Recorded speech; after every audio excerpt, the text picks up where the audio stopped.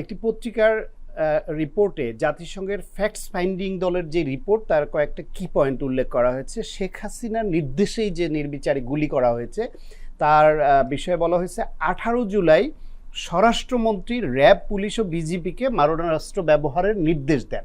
দেখেন নির্দেশদাতাকে। 19 জুলাই শেখ হাসিনা সমন্বয়কদের গ্রেফতার করে মেরে ফেলে লাশ গুম করার নির্দেশ দিয়েছিলেন। কতটা জঘন্য অপরাধী মানসিকতা হলে রাষ্ট্রের বা সরকারের প্রধান অবৈধভাবে হলেও সে ওই চেয়ারে তো ছিল, চেয়ারটাকে কতভাবে নৃশংসতায় কলঙ্কিত করেছে। শেখ হাসিনা ও স্বরাষ্ট্রমন্ত্রী দুজনের ব্যাপারে বলা হয়েছে নিরাপত্তা গোয়েন্দা সংস্থার সঙ্গে সমানভাবে তারাও নেতৃত্ব দিয়েছে এই কিলিংয়ে। আন্দোলনে আহতদের চিকিৎসা পেতে বাধা দেয়া হয়েছে এদের নির্দেশে। এই বাহিনীদের স্বয়ংক্রিয় আধা স্বয়ংক্রিয় অস্ত্রে 1400 জন নিহত এবং যার মধ্যে যেটি আপনি বলছিলেন 118 জন শিশু, শতাংশের হিসেবে প্রায় 13 থেকে 14% এটি উল্লেখ করা হয়েছে। আর শিশুদের লক্ষ্যবস্তু করে টার্গেট কিলিং করা হয়েছিল। এখন এই যে নৃশংসতা, এই বিষয়ে ধরেন এতদিন ধরে নানামুখী বাংলাদেশের সংবাদ মাধ্যমে আলোচনা হচ্ছিল। আওয়ামী লীগ পন্থী যারা কিংবা তাদের প্রতি সহানুভূতিশীল তারা বাংলাদেশের রাজনীতি নিয়ে বিভিন্ন পট পরিবর্তনের সময় এরকম কথা শোনেন এবং জানেন এবং অবলীলায় বলেন যে পরাজিতর বিপক্ষে এরকম বলাই হয়। যখন যারা আন্দোলনে বিজয়ী হয় বা যারা সরকারে থাকে বা যারা ড্রাইভিং সিটে থাকে তারা পরাজিতদের নিয়ে এরকম অনেক গাল গল্প বানায়।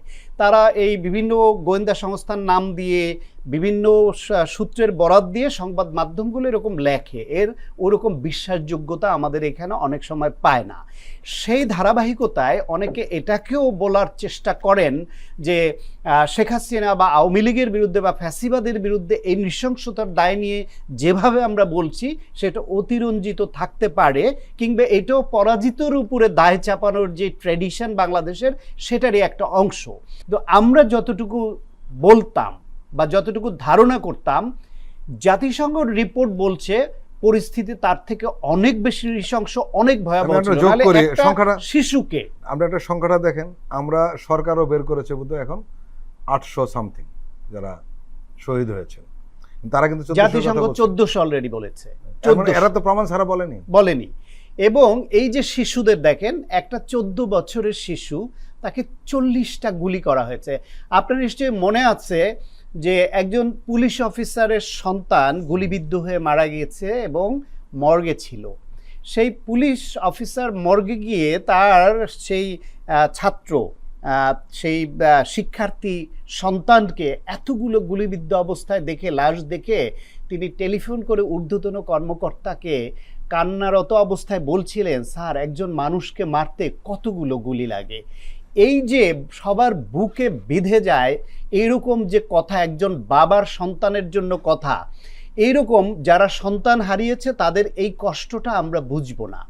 কিন্তু যখনই বিচারের প্রশ্ন উঠছে, যখনই আওয়ামী লীগের এই ফ্যাসিবাদী স্বরূপ উন্মোচন এবং তার দৃষ্টান্তমূলক শাস্তির কথা উঠছে, তখন কোনো অংশ থেকে এটাকে লঘু করবার জন্য যে এখনও আমরা যে নানান রকমের পদ্ধতি প্রক্রিয়া আমরা দেখি, এইটা আমাদেরকে আরও অনেকটা আতঙ্কিত করে যে এই প্রশাসনের মধ্যে এখনও তাদের লোক, তারা এখনও নির্বিঘ্নে বিভিন্ন সামাজিক অনুষ্ঠান বা বিভিন্ন জায়গায় তাদের এই শেখ হাসিনার মতো একজন খুনিকে জাস্টিফাই করবার মতো, লঘু করবার মতো কথা বলেন যে সরকার পরিকল্পিতভাবে শেখ হাসিনার বিরুদ্ধে বা আওয়ামী লীগের বিরুদ্ধে এই খুনের দায় চাপাচ্ছে। পাশাপাশি দেখেন শেখ হাসিনা যে অনলাইনে ছাত্রলীগের পেজে যে বক্তব্যটা দিয়েছে এবং সাম্প্রতিককালে গোপালগঞ্জের একজন লোকের সঙ্গে তারা একটা অডিও ফাঁস হয়েছে যেখানে তিনি হুমকি দিয়েছেন যে আওয়ামী লীগের নেতা কর্মীদের যারা হয়রানি করছে বা তাদের উপর আক্রমণ করছে তাদের তালিকা করতে বড়জোর 1 মাস, তারপর কোথায় যাবে দেখে নিবে।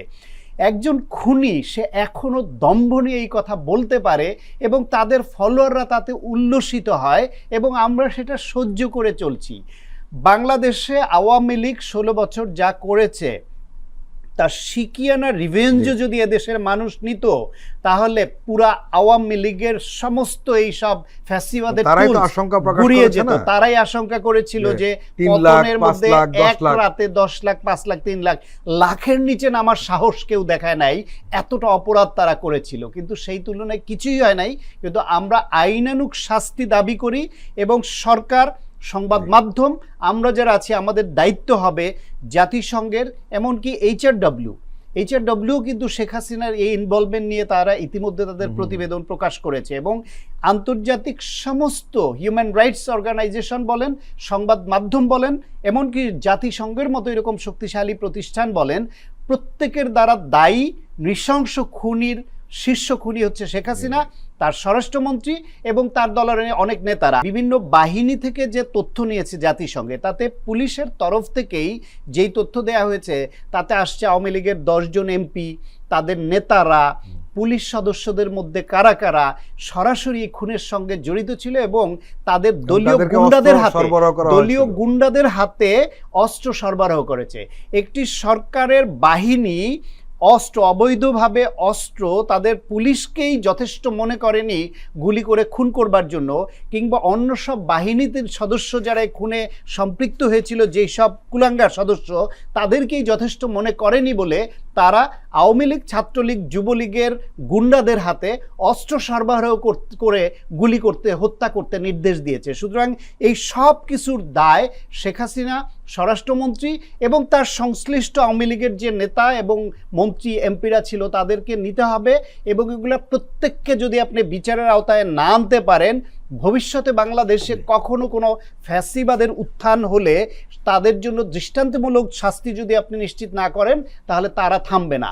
তা ভবিষ্যতে যারা ফ্যাসিবাদ হওয়ার আকাঙ্ক্ষা ধারণ করবে, তাদের জন্য যে একটা আতঙ্কের পরিবেশ তৈরি হয়, যে ফ্যাসিবাদ হলে, খুন করলে এইরকম বিচার হয়। আপনি সেই ক্ষেত্রে, যদি এটা স্পর্শকাতর বলে অনেকে বলতে চায় না, বিভিন্ন বাহিনী বাংলাদেশের সদস্য যারা আছে, এর মধ্যে বেশিরভাগই কিন্তু ভালো সৎ জীবনযাপন করে পেশাগত দায়িত্ব পালন করতে চায়, কিন্তু তাদের কিছু নির্দেশদাতা সরকারের প্রত্যক্ষ নির্দেশে এই সব অপকর্ম করতে পরিস্থিতির কারণে কেউ বাধ্য হয়, কেউ আবার উৎসাহী হয়ে দলের নেতার থেকে বড় নেতা হয়ে গিয়ে খুনির ভূমিকায় অবতীর্ণ হয়। এই সদস্যদেরও যদি চিহ্নিত করে সত্যিকার অপরাধী যারা, তাদেরকে বিচারের আওতায় না আনা হয়, তাহলে এই বাহিনীর সদস্যদের জন্য একটা দৃষ্টান্ত তৈরি হবে না, তাদেরও ভবিষ্যতে আবার ডিরেইলড হওয়ার সম্ভাবনা তৈরি হবে। সুতরাং যারা মানবিক পুলিশিং চান, যারা বাংলাদেশে গণতন্ত্র, মানবাধিকারের পক্ষের বিভিন্ন বাহিনী চান, তাদেরই উচিত ওই বাহিনীর ভেতর থেকে দাবি ওঠা যে তাদের যেই সব সদস্যরা এরকম নৃশংস কাজে যুক্ত হয়েছে সরকারের নির্দেশে, তাদের এবং তাদের নির্দেশদাতা উভয়কে শাস্তির আওতায় আনতেই হবে।